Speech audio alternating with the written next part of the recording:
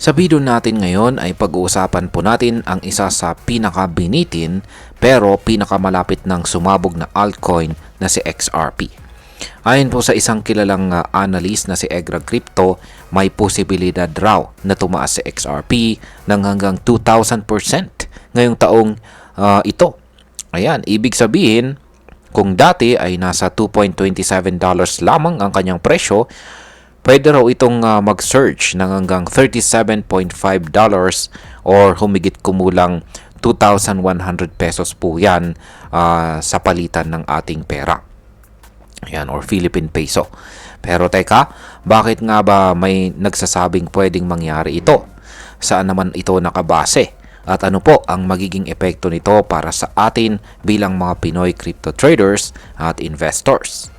Kaya yan, bago po tayo magpatuloy, ay pakibasa na lamang po muna ang disclaimer dito sa ibaba ng ating screen.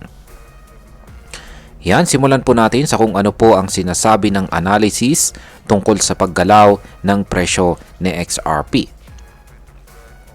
Ayon po kay Ginong Egrag Crypto, isa po siyang analyst na kilala sa technical analysis ng mga cryptocurrencies, ay napapansin niya na may tinatawag na cyclical pattern o paulit-ulit na galaw ng presyo ni XRP sa loob ng maraming taon.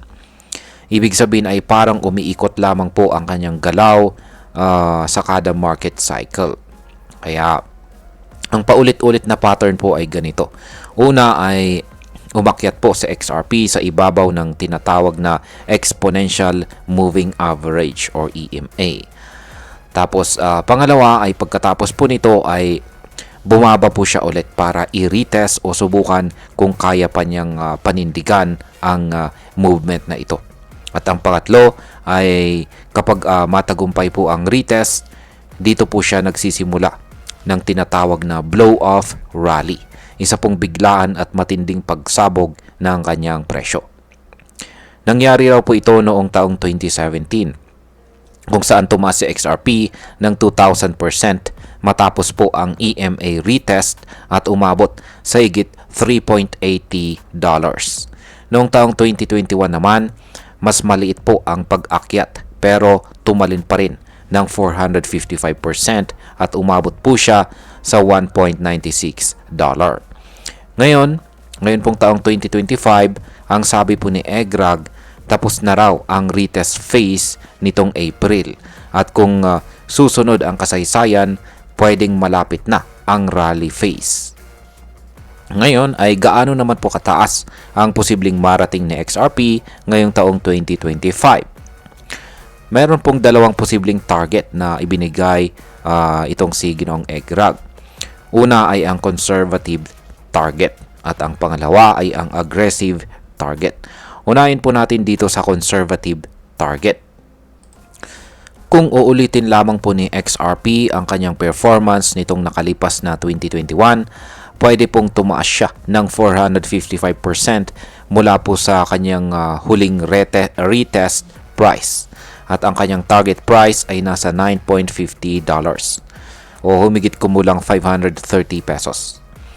Dito naman po sa pagdating naman po dito sa aggressive target, yan, kung gagayahin naman ni XRP ang kanyang naging performance nitong nakalipas na 2017, ay maaari po siyang sumabog ng 2,000%. At ang magiging presyo po niya ay nasa $37.50. At yan po ay katumbas ng 2,100 pesos sa pera natin. At sa panahon po ng sa kasalukuyan, si XRP po ay nasa $2.27 pa lamang. Kaya napakalaki po ng potential upside kung sakaling totoo nga ang prediction na ito ni Ginoong Egrag. Ngayon ay kailan naman po posibleng mangyari ang rally na ito? Ayon pa rin po kay Ginoong Egrag, ang susunod na malaking trigger ay posibleng mangyari raw po pagsapit ng September 2025. Yan, malapit na po yan. Ilang buwan na lamang. Ito raw ay base kasi sa technical signal kung saan ang 21-week EMA ay tataas sa ibabaw ng 33-week Simple Moving Average or SMA. Historically, kapag nangyari po ang crossover na ito, sumusunod po ang bull run o malakas na akyat malakas po na pag-akyat ng presyo. Kaya kung susunod nga si XRP sa kanyang dating galaw, September po ang panahon kung kailan pwede nang magsimula ang parabolic rally. Ano naman po ang mga paalala ni Ginoong Egrag sa mga holders ni XRP?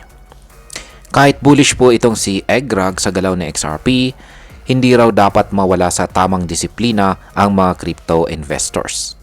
At meron po siyang ilang mga mahalagang paalala. Una ay mag-set po ng realistic na target. Huwag puro moon or to the moon lang ang inaasahan. Pangalawa ay sundin po ang ating trading plan kung kailan po tayo bibili at kung kailan po tayo magbebenta. At pangatlo ay huwag po tayong magpadala sa hype or takot. Emosyonal na desisyon ang kadalasang dahilan ng pagkatalo sa crypto. Dagdag pa dito, habang maraming umaasa sa technical analysis, may iba namang investors na nakatingin din sa balita tungkol po sa partnerships ni Ripple o developments ng XRP ETF kung sakaling ma-approve ito.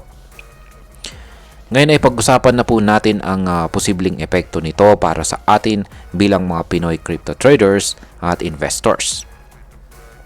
Kung tama po ang prediction dito ni Ginoong Egrag, ito po ang isa sa mga pinakamalaking oportunidad para sa mga naka-hold or nagpaplano pa lamang na pumasok dito kay XRP. Para po sa mga Pinoy trader, halimbawa ay kung meron kang XRP na nabili sa 100 pesos tapos umabot ito sa 2,000 pesos na presyo, malaki po ang ginhawa na yan, lalo na kung ang puhunan natin ay hindi naman gaanong kalakihan. Pero kailangan po nating tandaan na hindi po ito guaranteed. Yan, or hindi po ito garantisado. Habang exciting po ang potential rally, dapat din nating isaalang-alang ang risk. Kung hindi po mangyari ang projection na ito, maaring hindi na rin tayo kumita or baka pwede pa tayong malugi. Kaya dapat ay tayo ay maging matalino, maging handa at mag-research pa ng mas malalim bago po tayo gumawa ng anumang financial decision. At bilang panghuli, ang masasabi ko naman tungkol dito ay para sa akin, itong analysis ni Ginoong Egrag ay isang malinaw na halimbawa kung gaano po kahalaga ang pag-unawa sa historical patterns sa crypto market. Totoo, hindi po laging nangyayari ang inaasahan sa chart. Pero kapag maraming datos ang sumusuporta sa isang movement, mas nagiging confident ang isang investor sa kanyang diskarte. Hindi rin natin dapat iasa ang lahat sa hype. Mas okay pa rin na may plano, may exit strategy at marunong po tayong bumasa kung kailan dapat tayong pumasok o lumabas sa market. Kapag mapatunayan ni XRP na kaya niyang ulitin ang performance niya nitong nakalipas na 2017 at saka or 2021, magiging life-changing po ito para sa maraming investors, lalo na po sa mga Pinoy na may maliit pero matyagang kapital. Kaya ayan, hanggang dito na lamang po tayo sa video na ito mga ka-crypto. Marami pong salamat sa panonood. Ingat po tayo lagi at God bless po sa ating lahat.